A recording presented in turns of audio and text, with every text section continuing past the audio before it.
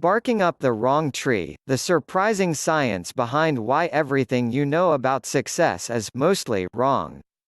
By Eric Barker. This wide-ranging self-help style guide to a better life and career covers an enormous amount of territory.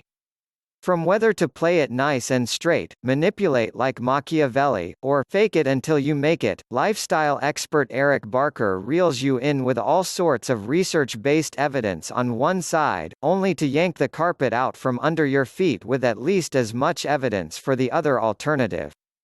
His back-and-forth style continues through more than 250 pages of studies and stories, cases and examples, including how to get off the unhealthy wheel of competition, create your own definition of success and plan your life accordingly. As Barker points out, for every expert and every study, there are equal and opposite experts and studies, so read with a bit of skepticism and trust your judgment as you decide what applies to you. GetAbstract recommends this guide about making productive career choices and finds that it would be especially useful to anyone just starting a career. In this summary, you will learn why science-based research about life choices is often contradictory, how to balance work and life, and achieve success in both, and how to allocate your time and efforts to lead a fulfilling life. Takeaways. Often, your disadvantages in one arena mean you have advantages in another. Learn about your strengths, then find a career and an organization that encourages and appreciates what you contribute. Play nice, but not too nice. Extend trust, but retaliate if anyone tries to step on you. Don't measure your success against other people. Define success for yourself. Quit extraneous activities so you can devote more time and grit to what matters. Turning your work into a game can help you build perseverance. Get out in public, make connections, build relationships and create the network you need for success and happiness. Practice self-compassion, which combines the best of confidence and humility. If you aim for prominence, prepare to devote your life to work. If you want a good career and a worthy life, find balance in the 4 metrics that matter most: happiness, achievement, significance, and legacy. Summary. Yin and yang, opposite life choices. High school valedictorians do well in college and in life, most of them earn graduate degrees and almost half get top jobs. But they rarely change the world. Kids who conform excel in class and keep conforming throughout their careers, yet rule breakers are the ones who shake things up. A study of 700 American millionaires reveals they had a mean grade point average of 2.9. When you align your values with the employment of your signature skills in a context that reinforces these same strengths, you create a powerful and emotionally engaging force for achievement, significance, happiness and legacy. Outliers have different approaches and different genes.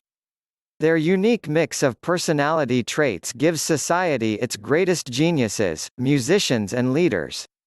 Yet they frequently suffer depression, violent tendencies and alcoholism. But some factors that seem to be disadvantages sometimes become a competitive edge. Olympic swimming champion Michael Phelps looks out of proportion on land, where he's not much of an athlete. But his long arms, short legs, and big hands and feet make him weirdly aquatic and perfectly built to win gold medals in the pool. People who survive tragedies, like losing their parents at a young age, for example, Abraham Lincoln, Mark Twain, Gandhi and Michelangelo, often go on to incredible accomplishments. Success is not the result of any single quality, it's about alignment between who you are and where you choose to be. Good fortune often accompanies bad. When you pursue one life path, you give up another. When you make a decision, you incur opportunity costs. Discover what you do well, and err on the side of playing to your strengths rather than fighting your weaknesses. Once you know your strengths, interests and values, find a company that values your strengths and the type of person you are. Dot. Nice guys. In the short run at least, people who are nasty, lazy and disagreeable often do better than nice, hard workers, so long as they flatter their bosses or otherwise make a good impression. Nice guys get paid less and passed over for promotions. Dot. Research shows that what makes students likely to be impressive in the classroom is the same thing that makes them less likely to be home run hitters outside the classroom. Over time though, jerks who get away with laziness or cheating rub off on others. If they're unchecked, eventually almost everyone around them will grow selfish and distrustful. Ultimately, the group will collapse. Even one bad apple can diminish group performance by more than a third. And, if you get ahead with antisocial behavior, you may kill the conditions that allowed you to succeed. You'll also have created a bunch of people you can't stand working with. So be nice. Dot. College grades aren't any more predictive of subsequent life success than rolling dice. Niceness can help some individuals. Wharton professor Adam Grant discovered that the good people he calls givers do either quite well or quite poorly. The difference lies in whether givers retain a healthy dose of skepticism. If you are trusting and helpful while remaining wary, you end up on the top. Don't think in zero-sum terms, where everyone else's wins are your losses. Dot.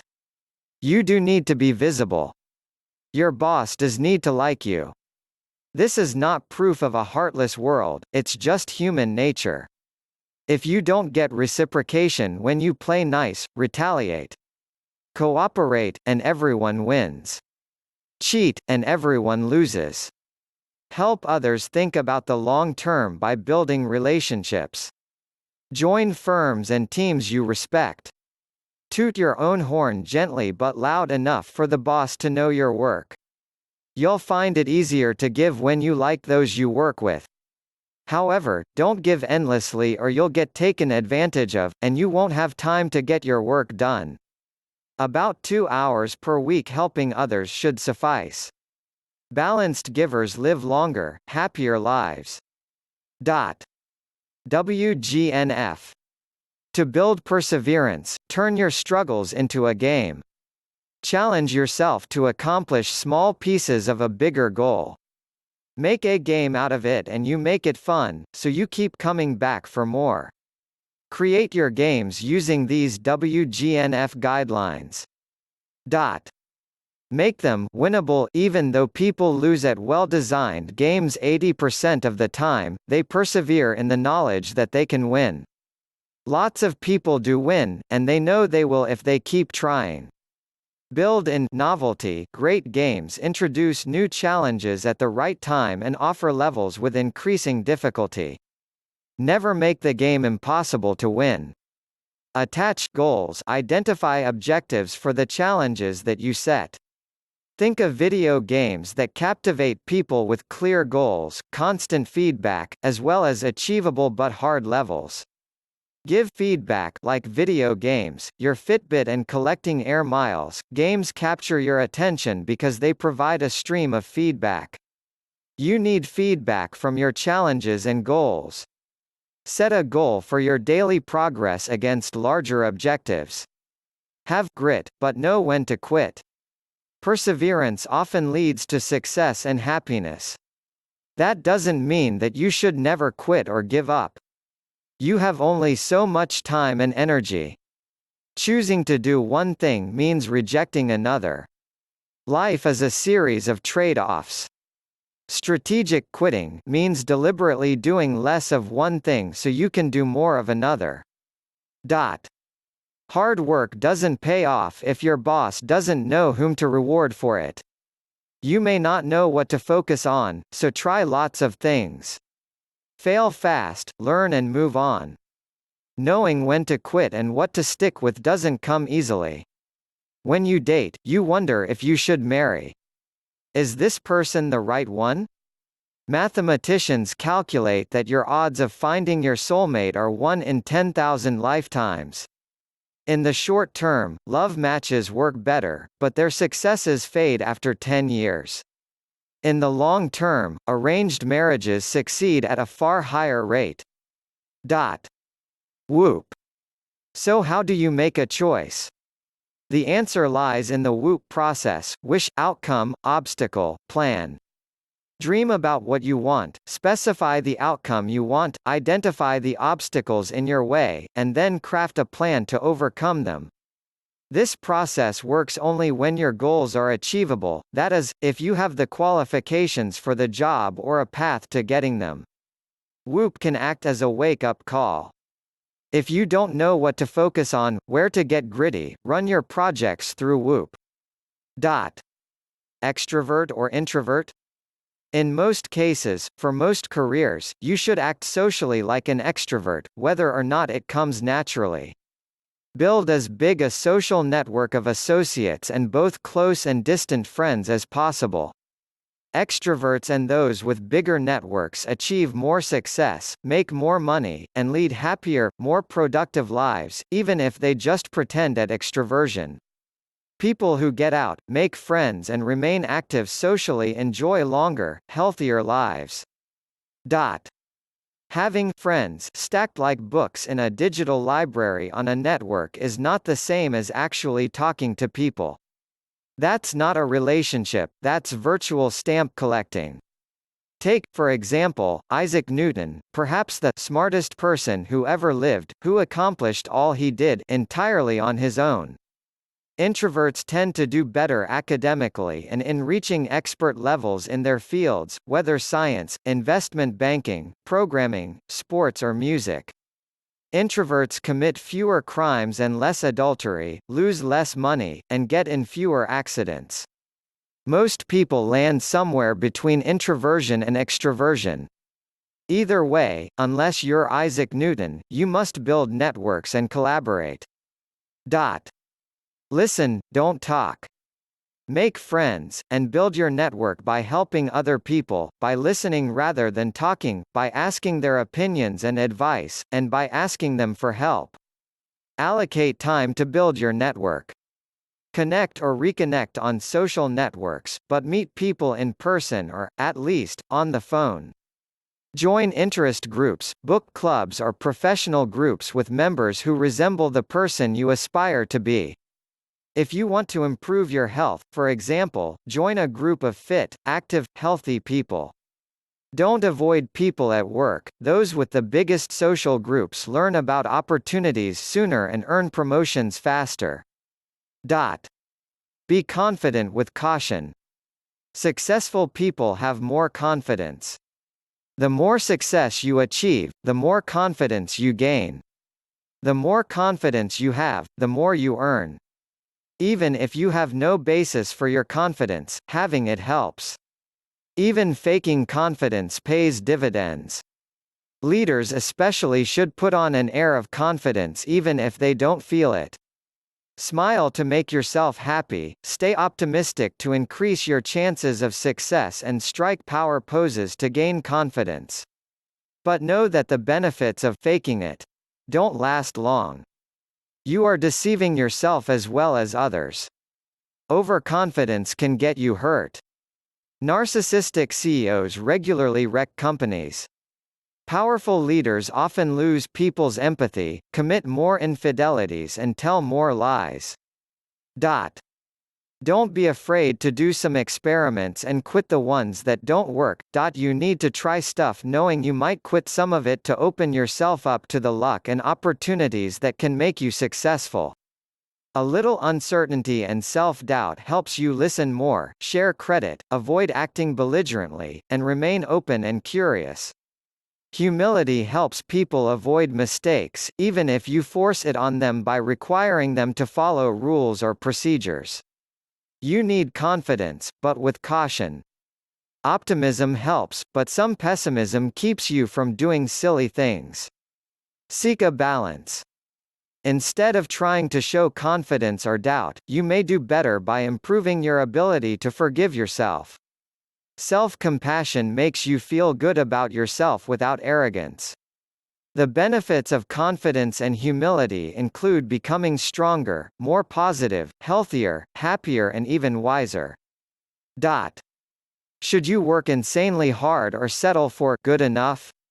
If you've decided you want to lead your field, prepare for monstrous dedication and work. You'll need the 10,000 hours it takes to achieve expertise and a multiple of that number to achieve eminence. Super smarts won't help you, only hours and hours of hard work will cut it. This means learning and improving on your own time. Happily, hours of focused work don't feel as taxing when you've chosen a field that deeply interests you and leverages your strengths. That passion and the importance of having meaningful work make your choice of career and organization supremely important, especially if you live to work. YouTube started out as a dating site. eBay was originally focused on selling Pez dispensers. Google began as a project to organize library book searches. If you choose wisely and make the commitment, you might become the best at what you do. But high achievement comes at a high cost. A strong passion for a career often leads to strained and broken relationships with friends, spouses and children. Achievers must make these choices, few can have it both ways. When highly productive scientists and artists of all sorts marry, their output and contributions plummet. Expect this, even if you love your work. If you hate your job, overwork may lead to burnout. Good enough is almost always good enough. Swarthmore College professor Barry Schwartz. Unless you aspire to greatness on the scale of Einstein or Mozart, reasonable work hours will make you happier, you may get more done and have more ideas. Get your sleep. Otherwise, you'll walk around like a drunk, functioning at a level far below most well-rested people, even those who aren't as naturally smart as you are. Gratitude is the tactical nuke of happiness and the cornerstone of long-lasting relationships. Find a career that suits you, and don't obsess about it. Overcome the rat race by setting your own goals and defining what you see as personal success. If you compare yourself to others, you set yourself up for stress and disappointment. The Big Four. To lead a balanced life, devote your time and energy to 4 metrics that matter most. Happiness, strive to find pleasure and contentment in your life. Achievement, work toward reaching challenging, meaningful goals. Significance, ensure that your actions have a positive impact. Legacy, live your life in ways that benefit others. Take control.